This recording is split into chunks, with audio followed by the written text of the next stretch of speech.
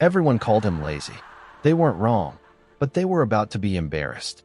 In a quiet village nestled between rolling green hills, there lived a boy named Leo. He stayed with his parents in a modest cottage near the edge of town. Of all the children in the village, Leo was perhaps the most reluctant to break a sweat.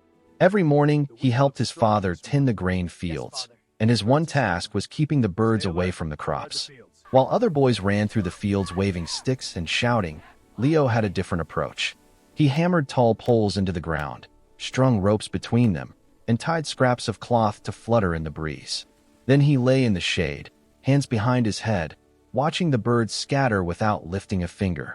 His father sighed often, thinking, "What will become of this boy if I'm ever not here to guide him?" But because the work always got done, he never found reason to scold. Then one brutal summer, drought crept across the land. The sun baked the earth dry, and worse, Leo's father fell gravely ill, leaving the fields entirely in Leo's hands. Leo tried. He truly did. But years of doing the minimum had left him unprepared for the full weight of the work. Week by week, the crops withered. No matter how hard he pushed himself, it wasn't enough. The harvest was failing. One evening, Leo sat alone beneath a wide, star-filled sky, staring at his cracked and empty hands. I had every chance, he thought, and I wasted all of them. The next morning, a royal messenger rode into the village square, his horse kicking up a cloud of dust. The king, he announced, was holding a grand challenge at the palace. Any man who could win would receive a chest brimming with gold. Leo's eyes went wide. This could save everything.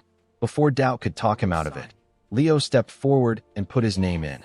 The villagers exchanged amused glances. Some laughed openly. Leo, the boy who wouldn't even stand up to shoe birds, entering a royal competition against the strongest men in the kingdom? Leo paid them no mind. He had 3 days to reach the palace, and he started walking before sunset. When the competition began, Leo found himself standing beside broad-shouldered men with thick arms and iron determination. His stomach dropped. The first challenge was announced: cross a wide lake. First 3 to the other shore would advance. At the signal, the competitors plunged into the water and churned forward with powerful strokes. Leo stood at the bank, watching. Then his eyes drifted to the trees at the water's edge.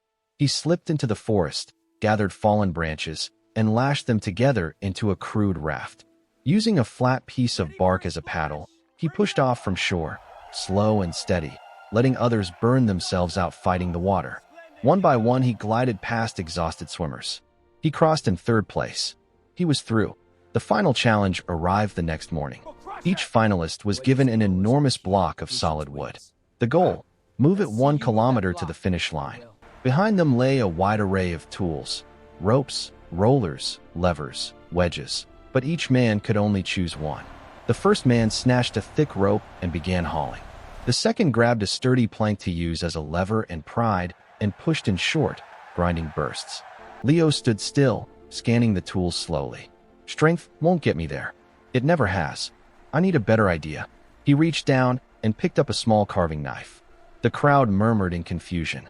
Leo knelt beside his block and began to carve. Chips of wood flew. Curves emerged. For a full hour he worked, more focused and patient than he had ever been in his life, until the square block had become a large, smooth, rounded shape. A wheel, a ball, a thing that wanted to roll. Leo stood, placed his hands against it, and pushed.